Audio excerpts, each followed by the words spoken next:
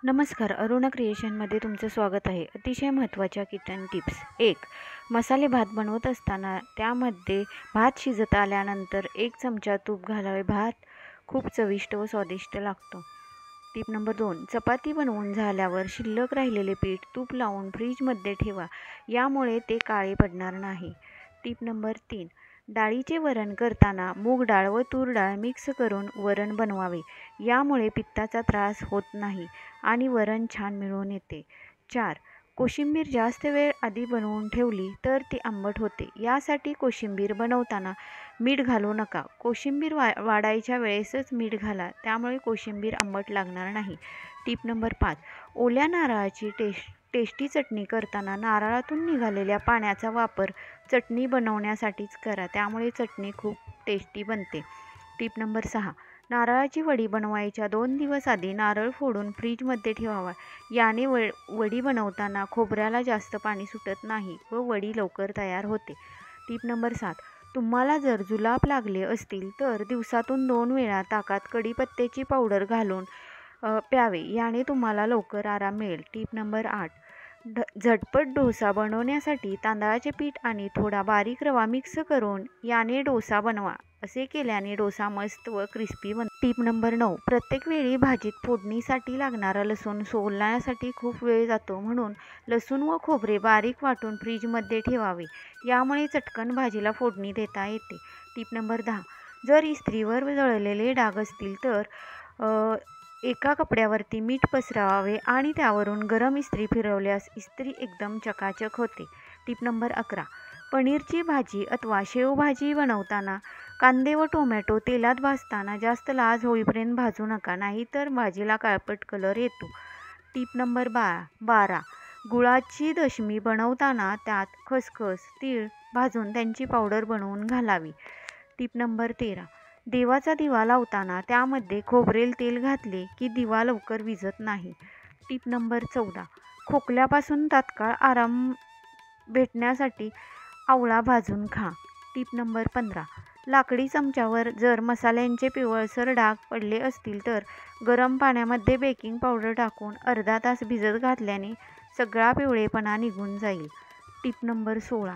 भाजीत शेंगदाण्याचं कूट घालणार असाल तर दाण्याचं कूट मसाल्याबरोबर परतवा, म्हणजे भाजीला मस्त तेल सुटते.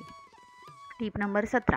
कडक झालेले बटर वरून जर चहाची गाळणी उलटी फिरवली तर बटर किसले जाऊन गाळणीवर जमा होते. Tip number 18. पनीर खूप कडक झाले असल्यास ते थोडा वेळ गरम पाण्यात ठेवा. वेळ नसेल तर त्याचे काप करून ते तेलात तळून घ्या. पनीर छान मऊ होते. Tip number 19. कचऱ्याच्या डब्यामध्ये तळाशी अगोदर एक पेपर किंवा न्यूजपेपर ठेवा. त्यामुळे त्यावर कचरा टाकावा. त्यामुळे डबा खराब होत नाही. Tip number 20. गाजर, मुळा, काकडी, बीट यासारख्या भाज्या प्लॅस्टिकच्या कॅरीबॅगमध्ये घालून फ्रीजमध्ये ठेवाव्यात. त्यामुळे त्याला पाणी सुटत नाही व भाज्या जास्त दिवस फ्रेश राहतात. Tip number 21. विंचू चावल्यावर त्या विंचवालाच मारून चावलेल्या जागी बांधावे. त्यामुळे विंचूचे विष लगेच उतरते. Tip number 22. किचनमध्ये जर जेवणाचा किंवा कांदा लसणाचा वास येत असेल तर एखादी सुगंधी अगरबत्ती किचनमध्ये लावा. त्यामुळे उग्र वास येणार नाही. Tip number 23. रताळे वाफवताना रताळ्यांना थोडेसे मीठ चोळल्याने रताळे अळणी लागत नाहीत. खूप टेस्टी लागतात.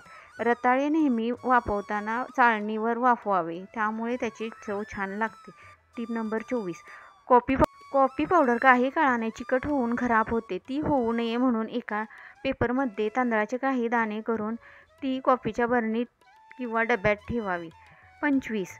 सांबराला उकळी आल्यावर त्यामध्ये सांबर मसाल्यासोबत थोडा पावभाजी मसाला टाकावा. यामुळे सांबराची चव अधिक वाढते. Tip number 26.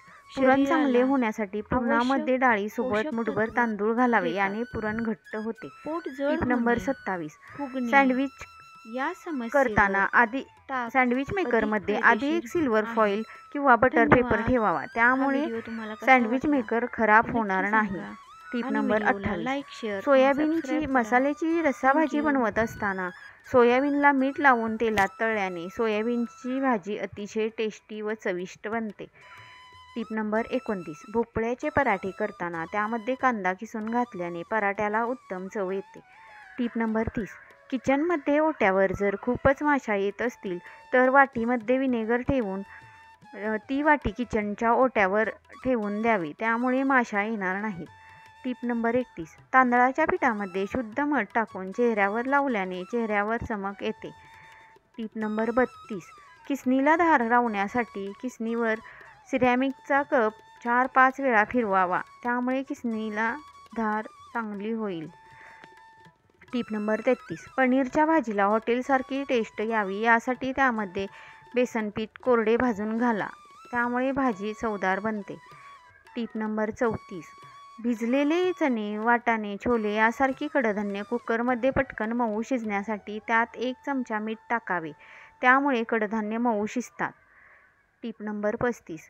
तूप जास्त काळ चांगले राहण्यासाठी त्याला वास लागू नये यासाठी त्यामध्ये 1 छोटासा गुळाचा खडा टाकून ठेवा. Tip number 36. कोबी शिजवताना त्यामध्ये चपातीचा छोटा तुकडा घातल्यास त्याला येणारा उग्र वास निघून जातो. Tip number 37. साबुदाणा परफेक्ट भिजण्यासाठी साबुदाण्याच्या वर 1 इंच पाणी ठेवावं. साबुदाणा त्यामुळे व्यवस्थित भिजतो व खिचडी एकदम मऊसर बनते. Tip number 38. दह्यामध्ये ओल्या नारळाचा तुकडा टाकला तर दही जास्त आंबट होत नाही. Tip number 39. पाण्यामध्ये मीठ मिसळून घरामध्ये शिंपडल्याने डास, माशा येत नाही. Tip number 40. सांबर बनवताना तुरीची डाळ नेहमी भाजून वापरल्यास सांबर खूप चवदार बनते. धन्यवाद.